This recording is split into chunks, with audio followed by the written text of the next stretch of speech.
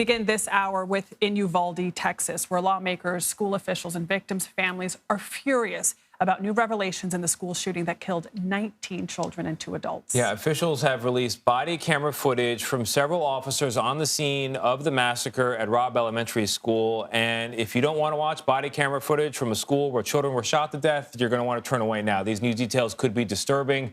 And viewer discretion is advised. Now, the new video was released by the mayor. It was released on Sunday, and it shows how police acted, and here's the key part, failed to act while responding to the gunman.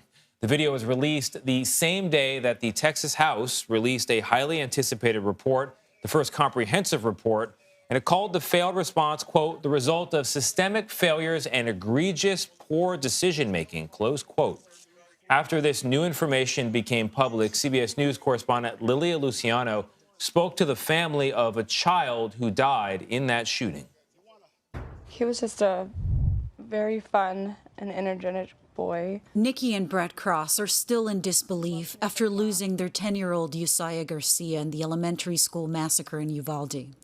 He was their nephew who lived with them, and they considered a son. I'm seeing over here the report from the committee. I assume, Brett, you've gone through it. Did you learn anything? What impressions did you have? The police failed us. The school system failed us. Those failures costed our son his life. And to just sit and watch and see them sitting in the hallway, not making any attempts. We shouldn't have had to have 21 funerals. We should have been having a parade for the fallen heroes that took care of our babies. I don't know. After reading some of the nearly 80-page report highlighting inaction and confusion by an armed force of almost 400 responding officers, the Crosses are calling for accountability.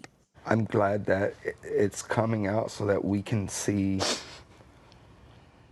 all the failures, but I don't know if it's going to help because nobody is taking accountability. I don't say this very much because it kills me, but Josiah wanted to be a cop. He wanted to be the one thing that failed him. This was his favorite color too. He loved red. To honor Josiah, the Crosses made a memorial at home, built with some of his favorite things. Some that were returned by the school, like this water bottle with his name bearing the indelible markings of the last moments. So right over here, put one of the plaques that were given to us. I don't think we ever get out of the feeling that this could just be a bad dream that we're having, and that tomorrow I'm going to wake up and it's not going to be true. Lilia, it is just so hard to fathom the fact that 21 families are feeling this pain right now, on top of the tens of thousands who have, who are dealing with losing a loved one in a shooting like this.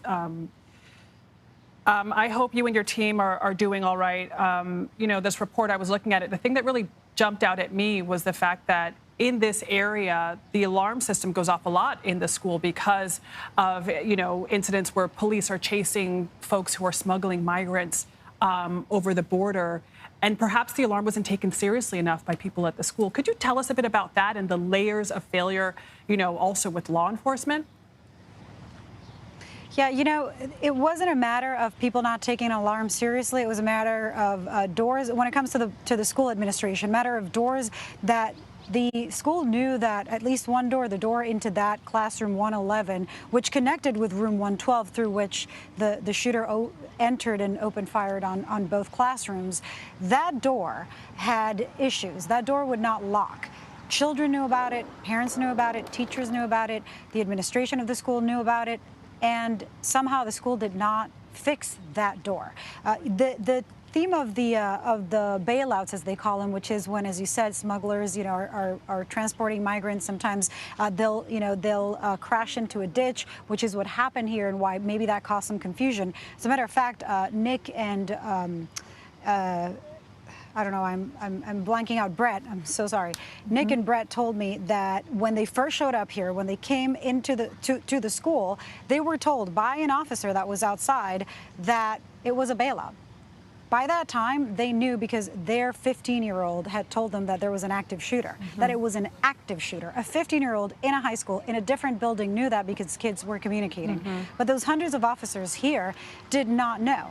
In the body cam videos that we saw last night and that we've continued reviewing, you can see that within the first 4 minutes, there's an officer, the husband of Ms. Mireles, who says, "That's my wife's classroom." So huge, failure by the police. But also when it comes to the school, I mean, there were issues with the doors outside, and the school did not use the PA to announce that there was a lockdown. So, I mean, miscommunication from the school to the several different law enforcement agencies involving almost 400 officers, 376 officers that responded.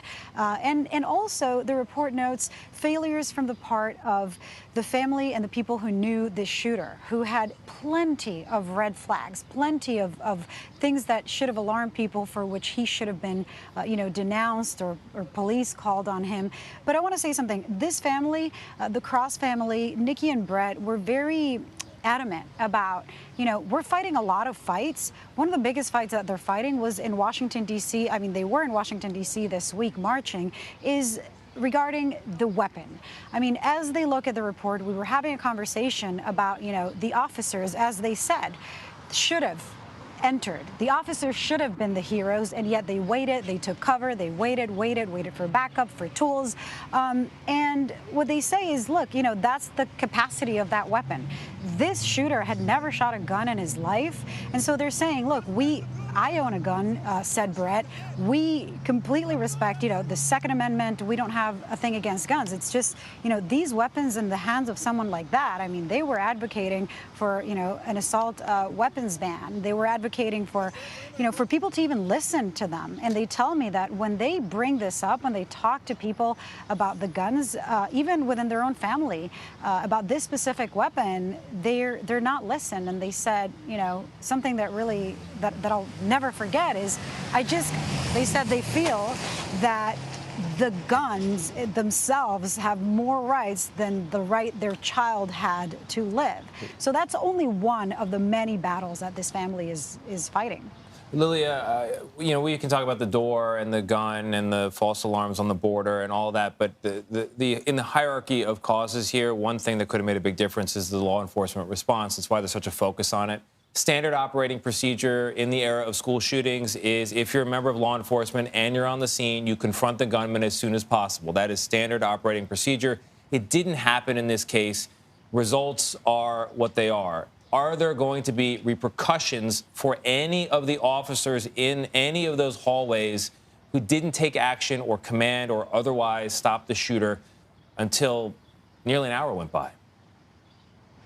Well, we know yesterday from the mayor that the chief of police, the acting chief of police here in Uvalde City Police, was placed on administrative leave. But we really haven't heard about a whole lot more consequences. I assume these agencies were waiting for these reports to come out. There's several investigations. There was one by the DOJ. There's one by the Rangers.